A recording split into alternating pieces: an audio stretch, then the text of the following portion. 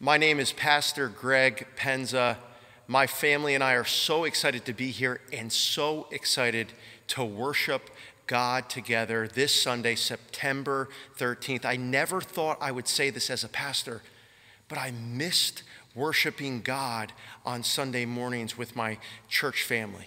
And so we're excited for what God's doing. We're grateful to the reopening team for making this a possibility and allowing us to worship together safely. And so we look forward to Sunday morning to glorify our Savior, Jesus Christ, together. Hi, and welcome to First Presbyterian Church of Fairfield. I'm Wendy Rappel, and I'm a member of the church. And today we're going to walk you through the steps that we need to take for in-person worship.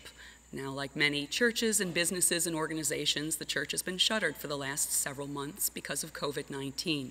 And we're very excited that we're opening up again.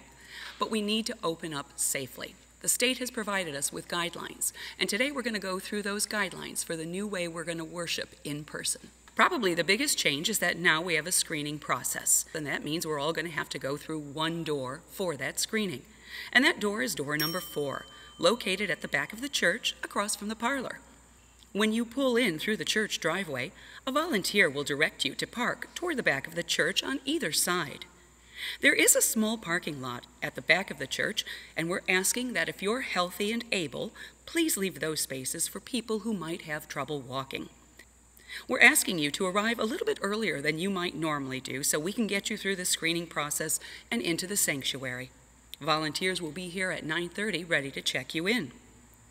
After you park, put on your mask and walk to door number 4.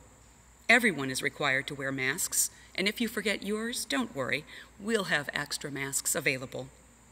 As you approach a door, a volunteer is going to be there and ask you a few questions as part of a health screening. Those questions are, within the past 2 weeks, have you had contact with individuals with known COVID-19 symptoms or infection? Do you have fevers or chills? And do you have a new cough or difficulty breathing? If you answer yes to any of those questions, we'll ask you to return home and worship from there. We will continue to provide virtual church for those who prefer to stay at home. You'll move on and you'll have your temperature taken. A volunteer will hold a touchless thermometer to your forehead. If you fall within the guidelines, you'll move on. Once you've entered door number 4, you'll see a table with a volunteer who will register you. Don't be offended if we don't recognize you right away. With masks, it's not always easy to know who's who. If you're a visitor, we'll ask for your phone number. And this is for contact tracing purposes only. Next, you'll move on to the hand sanitizer.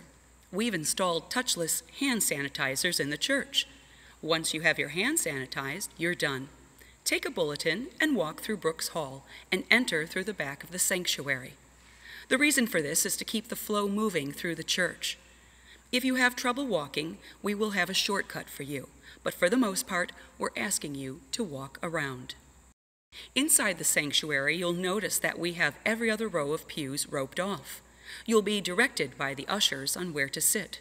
Family units will be seated 6 feet apart from other family units. Participants will be seated in every other row. Likely, you will not have your regular spot.